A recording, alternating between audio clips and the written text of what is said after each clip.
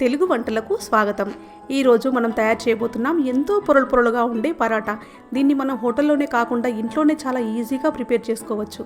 ముందుగా దీనికి కావాల్సిన పదార్థాలు ఏమిటో, తయారీ విధానం ఎలాగో ఇప్పుడు చూద్దాం. ముందుగా ఒక బౌల్లోకి 1/2 kg మైదా పిండి తీసుకున్నాను. అందులోకి ఒక 3 స్పూన్ల బొంబాయి రవ్వ యాడ్ చేసుకోవాలి. అలాగే 1 స్పూన్ షుగర్ కూడా యాడ్ చేసుకోవాలి. ఇప్పుడు రుచికి సరిపడా ఉప్పు,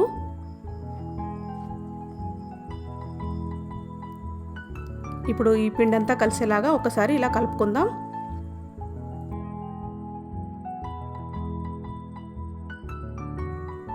ఇప్పుడు మధ్య మధ్యలో వాటర్ వేస్తూ మనము చపాతీ పిండిలాగా కాకుండా కొంచెం స్మూత్గానే కలిపి పెట్టుకోవాలి. ఇప్పుడు ఇందులోకి ఆయిల్ కానీ బటర్ కానీ వేసుకొని చాలా స్మూత్గా ఒక 10-15 నిమిషాల పాటు అలా ప్రెస్ చేస్తూ కలుపుతూనే ఉండాలి. ఎందుకంటే మనం ఎంత బాగా ప్రెస్ చేస్తూ కలిపితే అంత బాగా పరోటాలు పొరలుగా వస్తాయి. ఇప్పుడు దీనిపైన ఒక తడిగుడ్డ కప్పి ఒక అరగంట పాటు దీన్ని పక్కన పెట్టుకుందాం. చూసారా, పిండి చాలా స్మూత్గా రెడీ అయిపోయింది.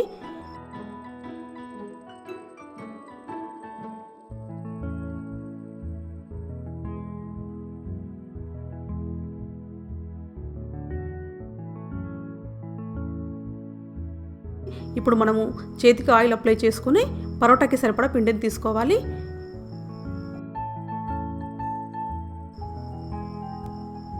ఇప్పుడు కాస్త పిండి చల్లుకుంటూ మనము ఎంత వీలైతే అంత పలచగా పరోటాని తయారు చేసుకోవాలి.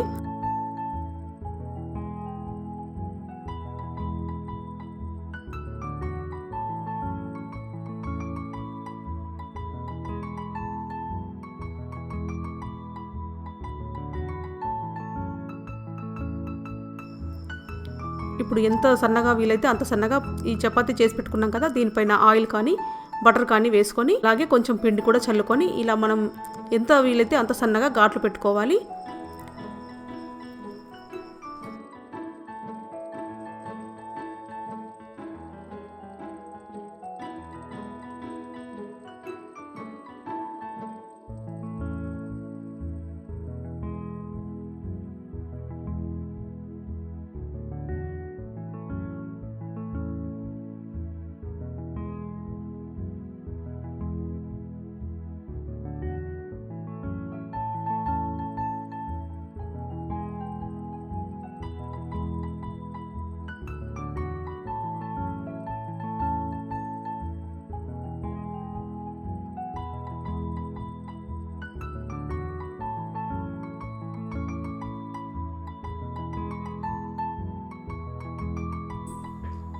ఈ పెనాన్ని మాత్రం బాగా హీట్ ఎక్కనివ్వాలి.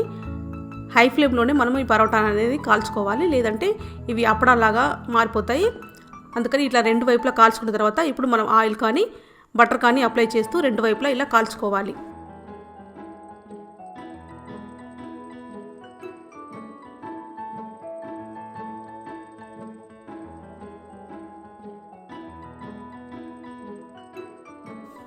ఇది వేడిగా ఉన్నప్పుడు ఇలా 2 చేతులతో గట్టిగా ప్రెస్ చేయాలి, లేదంటే మనం చల్లారిన తర్వాత చేస్తే ఇలా పొరలుగా రావు.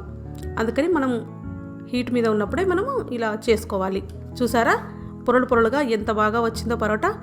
దీన్ని మనము పన్నీర్ కర్రీతో కానీ ఆలు కుర్మాతో కానీ మటన్ కర్రీతో కానీ తీసుకుంటే చాలా చాలా రుచిగా ఉంటుంది. మీరు కూడా ట్రై చేసి మీ కుటుంబ సభ్యులతో ఆస్వాదిస్తారని ఆశిస్తున్నాను. దీనిపై మీ అభిప్రాయాలు, సూచనలు మీ కామెంట్స్ ద్వారా తెలపండి. మరిన్ని వంటల కోసం తెలుగు వంటలు ఛానల్కి సబ్స్క్రైబ్ కాగలరని ఆశిస్తున్నాను. ధన్యవాదాలు.